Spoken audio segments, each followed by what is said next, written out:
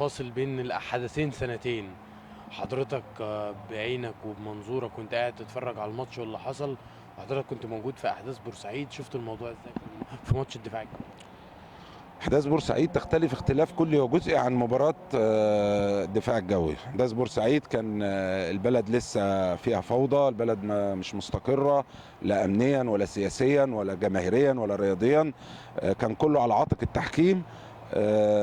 في بورسعيد كان لابد ان المباراه تتلعب، على الرغم ان كان في ضغط جماهيري، وده كان شيء متعودين عليه في المباريات الكبيره اللي بتجمع الاهلي والمصري او الاهلي والاسماعيلي والعكس، او الزمالك والمصري او الزمالك والاسماعيلي. فدايما وابدا كانت بتحتاج حكام من ذات صفات خاصه تقدر تتحمل الضغط الجماهيري، الاحداث اللي بتبقى في المباراه.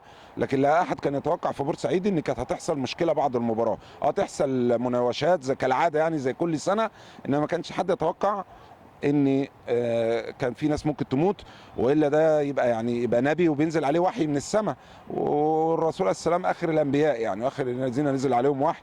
فما اعتقدش يعني.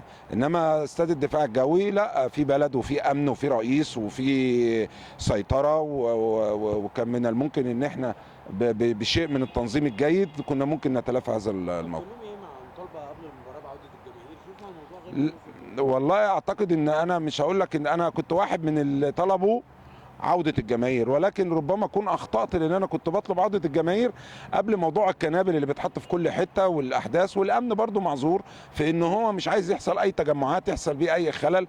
ودلوقتي الايام دي في كنابل كتير بتتحط في كل حتة والله اعلم، فحفاظا على الجماهير. لكن هل احنا سلوكيا وجماهيرنا عندها ثقافة ان هي يعني تتحمل انها تتفتش وان هي تخش بنظام ما اعتقدش في الوقت الحاضر. واعتقد ان لابد ان هو على الاقل الكره في مصر تتلعب بدون جمهور لمده 5 سنين. فاهم. لو كنت مكان محمود البنا حكمنا في المباراه دي، ماذا كنت تفعل؟